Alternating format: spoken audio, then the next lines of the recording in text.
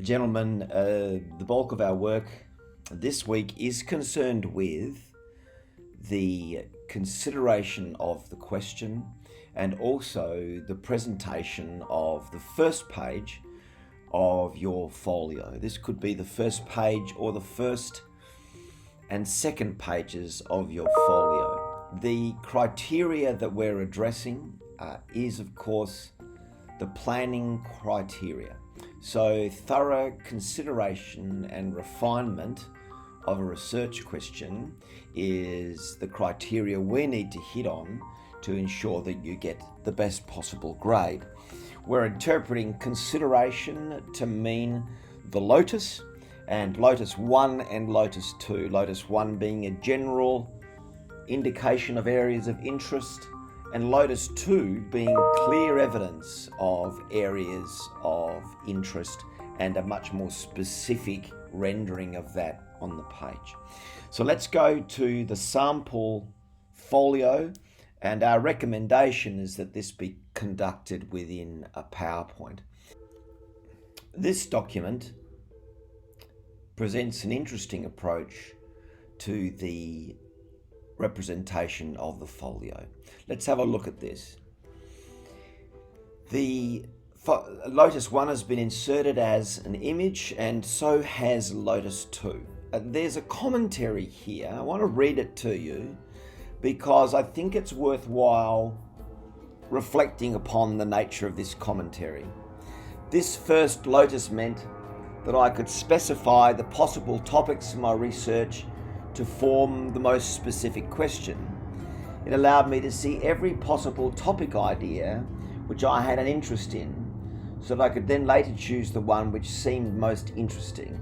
It led to a careful consideration within a variety of topic areas to further refine the question for Lotus 2 and later the final question. That is, to me, a very general summary, really, of the general purpose of a Lotus. Now, I wouldn't mark that high.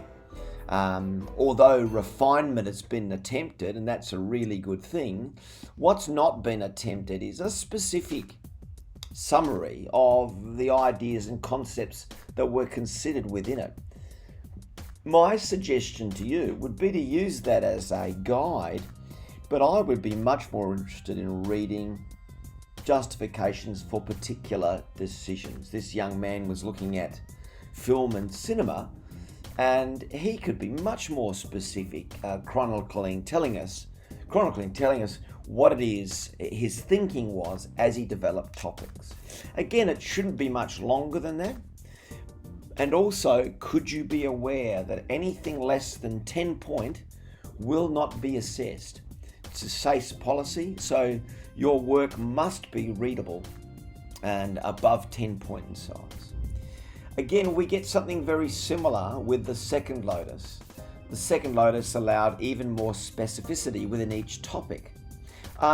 Again, I think this young man has gone with a very general commentary, and so I would see that to me in the B range. I wouldn't be marking that at the highest level because he's not actually giving me an insight into his thinking.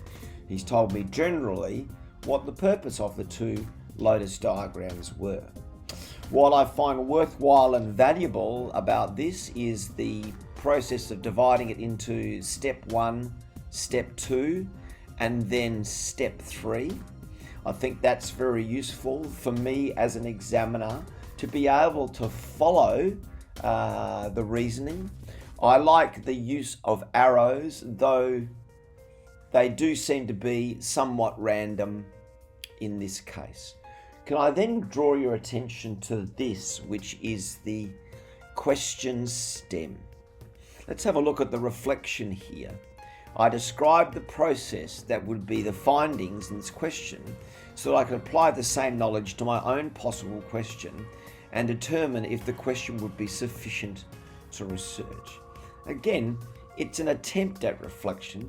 I don't think it's a particularly strong attempt, but he's clearly found a question or an example that he feels would be worthwhile using to set up his own question. What is good about this work is I can see a line of reasoning and thinking going through it. Finally, we get this question refinement, and that's clearly labelled, leading to a final question. Now that is critical. This table was created to refine the first question so I could get to a point where I'd be happy to refine it further later on. These questions were written down to gather my thoughts so they could result in a final question. Do you note that this person has written, again, very generally, rather than actually explaining their thinking in relation to specific changes? That to me is what an A+ student would do. He's taken the time to put his resources there and also placed his case number on the page. Let's go one step further forward. All right. Now he's starting to reflect upon the development of the question and give us a brief summary of the resources. As an examiner, I quite like the layout of this. It's a second example, it's a different example. Let's have a look at what this person talks about. The STEM activities helped me to address what STEM I wanted to use for my question. The STEM I used for my question is critical as the end result of my research project will be determined from the STEM. Furthermore, as a class we explored how subject selection can impact the choice of my research project. Here's a different layout to the first one. It's less detailed. I don't think the level of reflection is strong, although we do get some reflection upon the reading of the articles. Sample 2. Here's sample 3. And there are a number of things we can draw from this example. We have Lotus diagram 1 with a series of arrows that connect us to where particular ideas have been developed and transferred. Lotus diagram 2, we have this little structure which is a source, new learning and relevance. That could be a very interesting structure to use. And then there's some reflection. The labels highlighted in red show I've referred to multiple sources. I utilize these sources for pre-reading to expand my knowledge and understanding to stimulate a wider range of topic ideas. I utilize the exercise below to develop the stem of my question, incorporating the phrase "to what extent." This allowed my research to focus on the degree of impact MT has on patients with AD, as well as provide the potential to analyse other additional benefits. So to me, this is a much stronger reflection than the first one that we saw.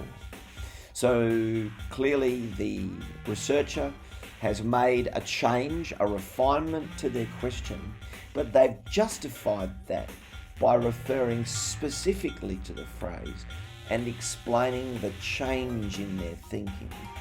For me, that's a much better idea than speaking generally about the purpose of these documents. And that's what I'll be looking for when I assess your folio work.